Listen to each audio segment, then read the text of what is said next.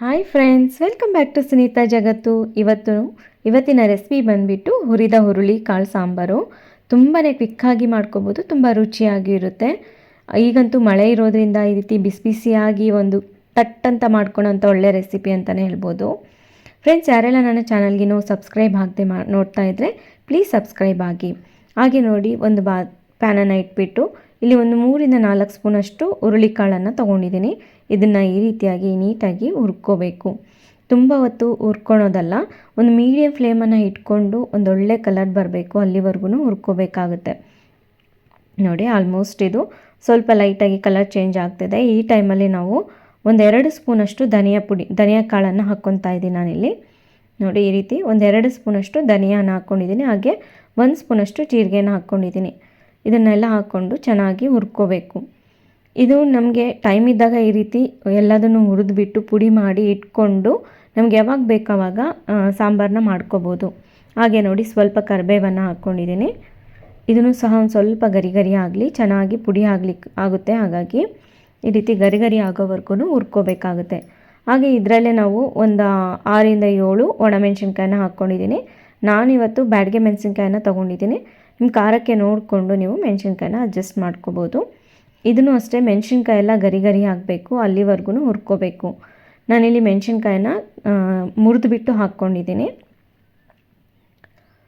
ಒಂದೊಳ್ಳೆ ಘಮ ಬರುತ್ತೆ ಹುರುಳಿಕಾಳು. ನೋಡಿ, ಆಲ್ಮೋಸ್ಟ್ ಎಲ್ಲ ಹುರ್ಕೊಂಡು ತಣ್ಣಗೆ ಮಾಡ್ಕೊಂಡಿದ್ದೀನಿ. ನೋಡಿ, ಈ ರೀತಿ ಮುರಿದ್ರೆ ಈ ರೀತಿ ಪುಡಿ ಹಾಕಬೇಕು. ಕರಿಬೇವು ಆಗಿರ್ಬೋದು, ಒಣಮೆಣಸಿನ್ಕಾಯಿ ಆಗಿರ್ಬೋದು, ಈ ರೀತಿ ಆದರೆ ಸಾಕಾಗುತ್ತೆ. ಈಗ ಇದು ತಣ್ಣಗೆ ಆದಮೇಲೆ ಮಿಕ್ಸಿ ಜಾರಲ್ಲೇ ಹಾಕ್ಕೋಬೇಕು. ಇದನ್ನು ಫಸ್ಟು ನಾವು ಮಿಕ್ಸಿ ಜಾರಲ್ಲಿ ಹಾಕ್ಕೊಂಡು ಫಸ್ಟ್ ಇದನ್ನು ಪುಡಿ ಮಾಡ್ಕೋಬೇಕಾಗುತ್ತೆ. ನೋಡಿ, ಈ ರೀತಿಯಾಗಿ ಪುಡಿ ಮಾಡ್ಕೋಬೇಕು. ಕೈಯಲ್ಲಿ ಮುಟ್ಟಿದರೆ ಇಷ್ಟು ನೈಸಾಗಿರಬೇಕು, ಇಷ್ಟಿದ್ರೆ ಸಾಕಾಗುತ್ತೆ. ಈಗ ಇದರಲ್ಲೇ ನಾವು ಸ್ವಲ್ಪ ಹಸಿಕಾಯನ್ನು ಹಾಕ್ಕೊಂಡಿದ್ದೀನಿ. ಹಾಗೆ ನೋಡಿ, ಸ್ವಲ್ಪ ನೀರನ್ನು ಹಾಕ್ಕೊಂಡಿದ್ದೀನಿ. ನೀರನ್ನು ಹಾಕ್ಕೊಂಡು ರುಬ್ಕೋಬೇಕು.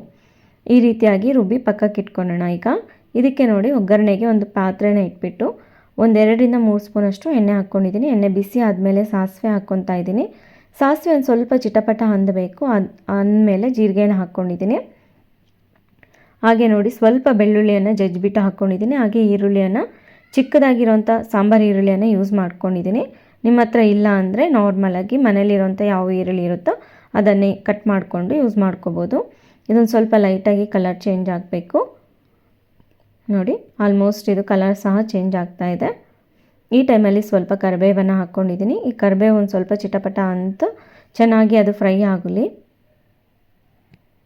ನೋಡಿ, ಈಗ ಅದು ಫ್ರೈ ಆಗ್ತಿದ್ದಾಗೆ ಒಂದು ನಿಂಬೆಹಣ್ಣಿನ ಸೈಜಷ್ಟು ಹುಣಸೆಹಣ್ಣನ್ನು ನಾನು ನೀರಲ್ಲಿ ನೆನೆಸಿಟ್ಕೊಂಡಿದ್ದೆ. ಆ ಹುಣಸೆಹಣ್ಣಿನ ರಸವನ್ನು ಹಾಕ್ಕೊಂಡಿದ್ದೀನಿ. ಹುಣಸೆಹಣ್ಣಲ್ಲಿ ಇರುವಂಥ ಹಸಿ ಸ್ಮೆಲ್ಲೆಲ್ಲ ಹೋಗಬೇಕು, ಅಲ್ಲಿವರೆಗೂ ಹುರ್ಕೋಬೇಕಾಗುತ್ತೆ. ಈ ರೀತಿಯಾಗಿ ಸ್ವಲ್ಪ ಅರಿಶಿನ ಹಾಕ್ಕೊಂಡಿದ್ದೀನಿ. ನೋಡಿ, ಆಲ್ಮೋಸ್ಟ್ ಹುಣಸೆಹಣ್ಣಿಂದು ಹಸಿ ಸ್ಮೆಲ್ಲೆಲ್ಲ ಹೋಗಿ ಗಟ್ಟಿನೂ ಸಹ ಆಗಿದೆ. ಇಷ್ಟ ಆದರೆ ಸಾಕಾಗುತ್ತೆ. ಇವಾಗ ಇದರಲ್ಲಿ ನಾವೇನು ರುಬ್ಬಿ ಇಟ್ಕೊಂಡಿರ್ತೀವಲ್ಲ ಮಸಾಲೆ, ಅದನ್ನೆಲ್ಲ ಹಾಕ್ಕೊಳ್ಳೋಣ. ಅದನ್ನೆಲ್ಲ ಹಾಕ್ಕೊಂಡು ಸ್ವಲ್ಪ ನೀರನ್ನು ಸಹ ಸೇರಿಸ್ಕೊಳ್ಳೋಣ. ಮಿಕ್ಸಿ ಜಾರಲ್ಲೇ ಹಾಕ್ಕೊಂಡು ಇದೊಂದು ಸ್ವಲ್ಪ ನೀರು ಥರ ಇದ್ರೇ ಸಾಂಬಾರು ಅನ್ನೋದು ತುಂಬ ಚೆನ್ನಾಗಿ ಬರುತ್ತೆ. ಏನಕ್ಕೆ ಅಂದರೆ ಹುರುಳಿಕಾಳು ಹಾಕಿರೋದ್ರಿಂದ ಅದು ಸ್ವಲ್ಪ ಗಟ್ಟಿ ಆಗಿಬಿಡುತ್ತೆ ಸ್ವಲ್ಪ ಹೊತ್ತು ಆದಮೇಲೆ. ಹಾಗಾಗಿ ಸ್ವಲ್ಪ ನೀರನ್ನು ಜಾಸ್ತಿನೇ ಬೆರೆಸ್ಕೋಬೇಕಾಗುತ್ತೆ. ನೋಡಿಕೊಂಡು ಬೆರೆಸ್ಕೊಳ್ಳಿ. ಹಾಗೆ ರುಚಿಗೆ ತಕ್ಕಷ್ಟು ಉಪ್ಪನ್ನು ಹಾಕ್ಕೊಂಡಿದ್ದೀನಿ. ಹಾಗೆ 1 ಸ್ಪೂನಷ್ಟು ಬೆಲ್ಲದ ಪುಡಿಯನ್ನು ಹಾಕ್ಕೊಂಡಿದ್ದೀನಿ. ಹಾಕ್ಕೊಂಡ್ಬಿಟ್ಟು ಒಂದ್ಸರಿ ನೀಟಾಗಿ ಮಿಕ್ಸ್ ಮಾಡ್ಕೊಳ್ಳೋಣ. ಬೆಲ್ಲದ ಪುಡಿ ಇಷ್ಟ ಇದ್ದರೆ ಸೇರಿಸ್ಕೊಳ್ಳಿ. ಬಟ್ ಹಾಕ್ಕೊಳೋದ್ರಿಂದ ಏನಪ್ಪ ಅಂದರೆ ಹುಣಸೆಹಣ್ಣು ಹಾಕಿರ್ತೀವಲ್ವ, ಅದು ಬ್ಯಾಲೆನ್ಸ್ ಆಗುತ್ತೆ ಟೇಸ್ಟ್ ಅನ್ನೋದಕ್ಕೋಸ್ಕರ ಅಷ್ಟೇ. ಹಾಕ್ಕೊಂಡ್ಬಿಟ್ಟು 1-2-3 ಕುದಿ ಬಂದರೆ ಸಾಕಾಗುತ್ತೆ. ನೋಡಿ, ಜಸ್ಟ್ ಈ ರೀತಿಯಾಗಿ ಚೆಕ್ ಮಾಡ್ಕೊಳ್ಳಿ. ಈ ಟೈಮಲ್ಲಿ ಉಪ್ಪು, ಹುಳಿ, ಖಾರ ಏನಾದರೂ ಕಡಿಮೆ ಇದ್ದರೆ ಸೇರಿಸ್ಕೋಬೋದು. ಈ ರೀತಿಯಾಗಿ ಚೆಕ್ ಮಾಡಿಕೊಂಡು, ತುಂಬ ನೀರು ಥರನೂ ಇರಬಾರ್ದು, ತುಂಬ ಗಟ್ಟಿ ಥರನೂ ಇರಬಾರ್ದು. ಈ ರೀತಿ ಇದ್ದರೆ ಸಾಕಾಗುತ್ತೆ. ಈಗ ಕೊನೆಯಲ್ಲಿ ಕುದಿ ಬಂದಮೇಲೆ ನೋಡಿ, ಕೊತ್ತಂಬರಿಯನ್ನು ಹಾಕ್ಕೊಂಡಿದ್ದೀನಿ. ಇಷ್ಟೇ ಸಿಂಪಲ್ ಆ್ಯಂಡ್ ಈಸಿಯಾಗಿ ಹುರಿದ ಹುರುಳಿಕಾಳು ಸಾಂಬಾರು ರೆಡಿ ಆಗೋಯಿತು. ಎಷ್ಟು ಚೆನ್ನಾಗಿ ಆಗಿದೆ ಅಂದರೆ ಮನೇಲಿ ತರಕಾರಿ ಇಲ್ಲದೆ ಇದ್ದಾಗ ಈಸಿಯಾಗಿ ಮಾಡ್ಕೋಬೋದಾದಂಥ ಒಂದು ಸಾಂಬಾರು ಅಂತಲೇ ಹೇಳ್ಬೋದು. ಜಸ್ಟ್ ಒಂದು 2 ಮಿನಿಟ್ಸಲ್ಲೇ ನಾವು ಈ ರೀತಿಯಾಗಿ ರೆಡಿ ಮಾಡ್ಕೊಂಬಿಡ್ಬೋದು. ಈ ರೀತಿ ಬಿಸಿ ಬಿಸಿಯಾಗಿರುವಂಥ ಅನ್ನಕ್ಕಾಗಿರ್ಬೋದು, ಮುದ್ದೆಗಾಗಿರ್ಬೋದು ತುಂಬ ಟೇಸ್ಟಾಗಿರುತ್ತೆ. ತುಂಬ ರುಚಿಯಾಗಿರುವಂಥ ಒಂದು ಒಳ್ಳೆ ರೆಸಿಪಿ ಅನ್ಬೋದು.